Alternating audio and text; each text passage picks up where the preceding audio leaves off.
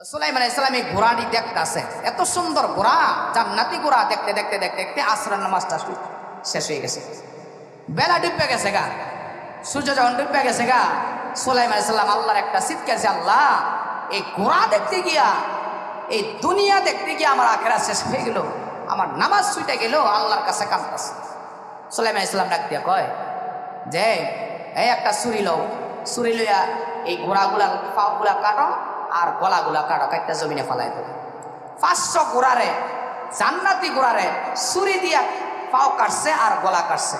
সূরা সদের মধ্যে আল্লাহ পাক 34 নম্বর আয়াতের মধ্যে মুফাসসিরিন ইকরাম লেখছে যে ঘোড়া যখন জমিনে ফেলে দিছে, সুলাইমান আলাইহিস সালাম সিজদায় করছে, সিজদায় করে আল্লাহর ডাক দিয়ে আল্লাহ, আয় আল্লাহ আমি ভুল করছি, আমি আমার এই ঘোড়া দেখতে গিয়ে আসরের নামাজটা ছুটে গেছে গা, বেলা ডুবে গেছে গা। আল জামি বিশ্বজুড়ে ইসলামিক জগতের এক অনন্য নাম।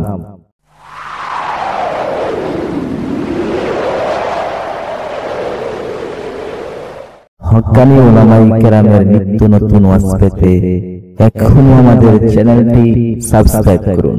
আল্লাহ রাসূল ডাক দিয়া বলে, আরে আবু হুরায়রা, এ আবু হুরায়রা তুমি শুনে নাও, কোন তোমার বাড়ির সামনে তুমি বাজারতে আইতে গিয়া, তোমার বাড়িতে আইতে গিয়া যদি 5টা নদী পড়ে, 5টা খাল পড়ে, আর এই 5টা খাল সাঁতরাইয়া যদি তুমি বাড়িতে আসো, বাড়িতে যদি আসো তুমি বলো তোমার শরীরে কোনো ময়লা থাকবে নি। আবু হুরায়রা ডাক দিয়ে বলে, নবী গো আমার শরীরে কোনো ময়লা বাকি থাকবে না, 5টা খাল চাপড়ায় যদি আমি গোসল করে করে করে করে বাড়িতে আসি, আমার আপনার শরীরে কোনো ময়লা থাকবে না। এবার রাসূল ডাক দিয়ে বলে, আমার কোনো বান্দা বান্দি যদি, আমার কোনো উম্মত যদি 5 ওয়াক্ত নামাজ আদায় করে, আমি রাসূল ঘোষণা করলাম এই 5 ওয়াক্ত নামাজের খাতিরে আল্লাহ তার জিন্দেগির সবগুলা গুনাহ মাফ করে দিবেন। নামাজের হেফাজত করতে হবে, নামাজের প্রতি যত্নশীল হতে হবে। নামাজের প্রতি যত্নশীল হলে আল্লাহ কি পুরস্কার দেয়? আল্লাহ রাসূল ডাক দিয়ে বলে, একটা উম্মত যদি 5 ওয়াক্ত নামাজ পড়ে আল্লাহ তারে 5টা পুরস্কার দিবে। 1 নাম্বার পুরস্কার হলো দুনিয়ার রিজিকের অভাব আল্লাহ দূর করে দিবে, রিজিকের পেরেশানি দূর করে দিবে। 2 নাম্বার পুরস্কার হলো কবরের আযাব আল্লাহ মাফ করে দিবে।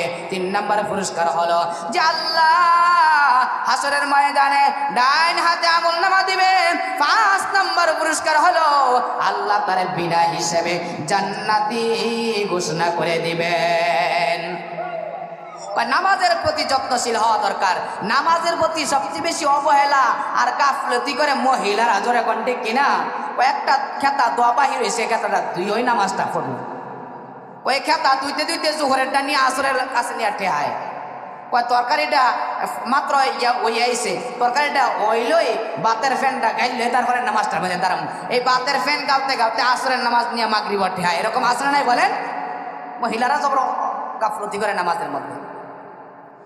এই জন্য বাবার আমার ভাইয়েরা আমার, সুলাইমান পয়গম্বর আল্লাহর একজন নবী ছিল, যেই সুলাইমান নবীর কথাটা আল্লাহ পাক সূরা সাদের মধ্যে 34 নম্বর আয়াতের মধ্যে আল্লাহ ঘোষণা করে দিয়েছেন।